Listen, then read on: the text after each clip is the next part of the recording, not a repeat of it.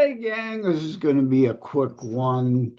I'm recording it like 3 in the afternoon. Probably won't post this November 2025 video special and the 9th for the month, pretty sure. Later tonight, tonight being Saturday, November the 22nd.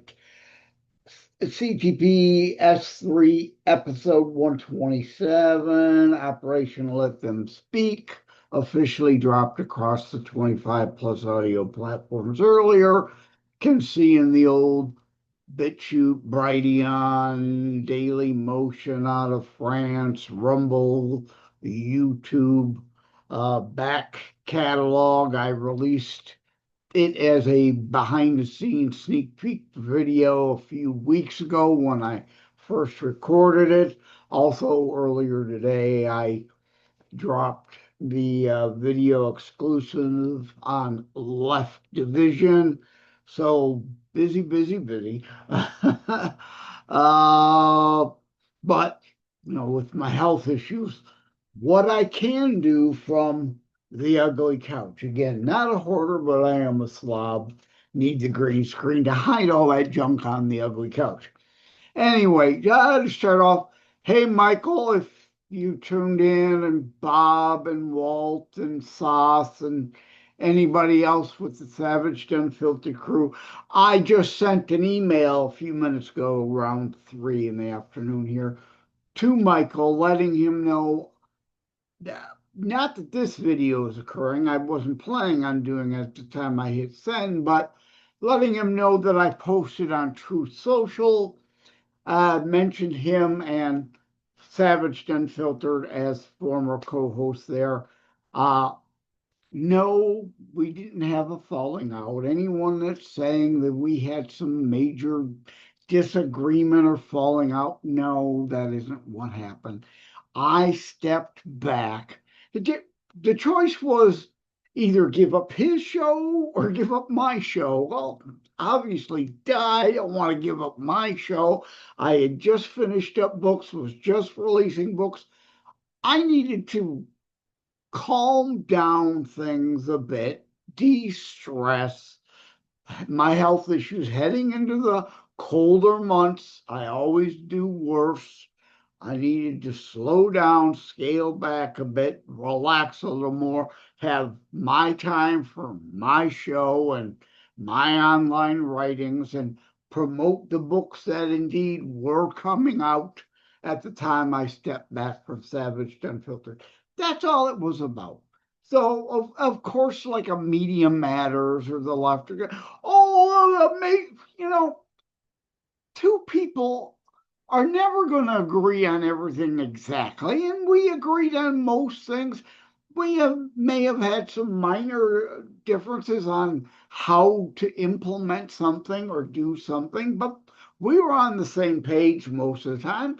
So to say we had a falling out is false. It's not true.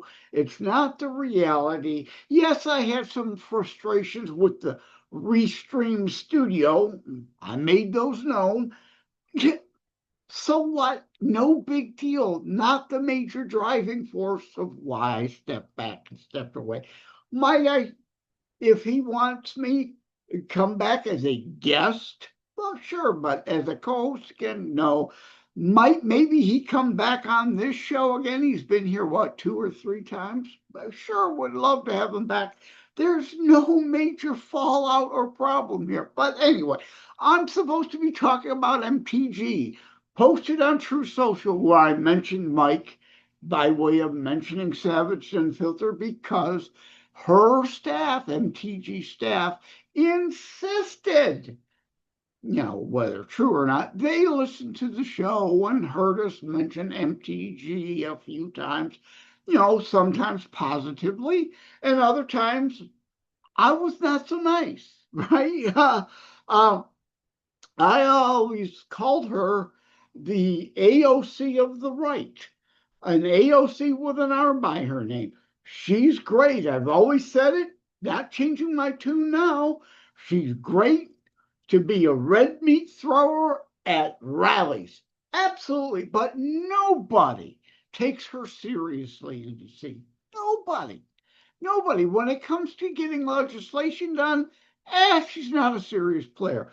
Need a sponsor? Not a serious player. Whipping up votes to get something conservative she's supposed to stand for passed? Not a serious player. Which is why she can leave now, and no one will care to a degree. We care that she's showing her cowardice. And I'm mentioning that to say, right, her staff insisted, oh, they heard she'll come on the Savage Unfiltered show. And then, of course, no, never mind, not coming on. Why? Coward then, coward now, a coward. If they listen to the show or MTG listen to the show, they know Mike and I were not a cultist for anyone. No one but Jesus has ever walked this earth then, now, or ever in the future perfect. All human, all frail, all flawed. Two people don't agree on, husband and wives don't agree on everything. Brothers and sisters don't agree on everything. Even supposedly identical twins born on the same day, and even if they look alike, they have individual brains, nature and nurture. They can have differences of opinions and generally do, right? To be in lockstep with another person is not human. It's not realistic. You're a sheeple. You're a cultist. You're a non thinker. And MTG couldn't come on the show because she knew she might get some hardball questions. It wouldn't be a strictly softball interview. And Mike and I kissing her ass the whole time. So she showed her cowardice after her staff said, oh, yeah, MTG will come on the show. Didn't, right? Always known she was a coward. And she's showing it. If she's supposedly so concerned about conservative values, why is she leaving on January 5th? Which will then have to trigger a special election. I'm not sure of the local and state laws regarding such. Can the election be arranged prior to the seat being vacant? Probably not, which means she resigns, she leaves January 5th. That means probably 30 days until an election is held and another couple till she's replaced. So 30, 60, 90 days, the Congress, where the GOP already has a very slim majority, will be minus one more member, one less in the majority, a tighter margin to pass anything.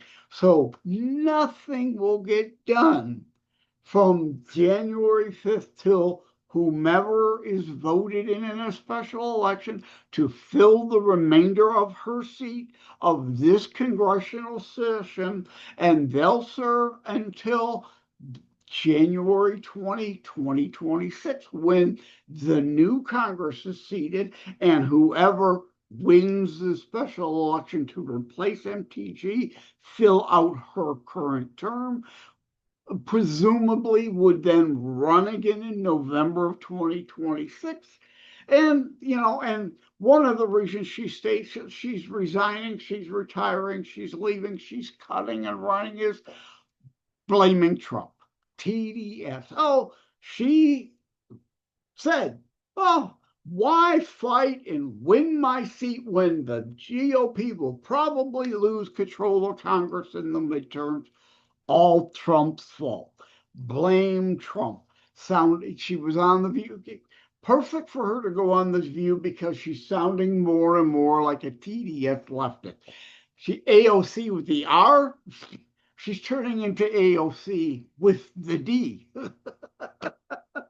I don't know. So no, sorry, bye. Won't be sorry to see you go, except for there will be a void there and we'll be down a majority, a seat counts towards our majority, down a seat, potential legislation, yet another hole where a period 30, 60 days, nothing will be able to be done. And it's because you abandon your constituents, you abandon the conservative principles you supposedly stand for. You're not going to be there to fight. You could say, I'm just not going to seek reelection, but no, you didn't do that. Bye, I'm done. I'm lazy. I'm a coward. I never amounted to anything in this Congress anyway, so why stick around? Why? Because your vote's needed. Even if you did nothing but show up for votes, that's needed. But no, cut and run, leaving, abandon, bye. Coward, always have been. People didn't want to listen to me and Mike when we would say that on the show. Well, you're seeing it now, aren't you? Coward, AOC with an R. Great for red meat at rallies, but that was it. No one took her seriously in DC. No one. Anyway, again, one last shout out. Hey, Mike and crew over at Savage Unfiltered. Hope all is going well there. Take care. God bless. Uh, Shout out to Sauce and Walt and Bob and well, don't want to mention any other names, but yeah, hello all over there. Hope all is going well. Uh, Take care all. God bless. Love you all.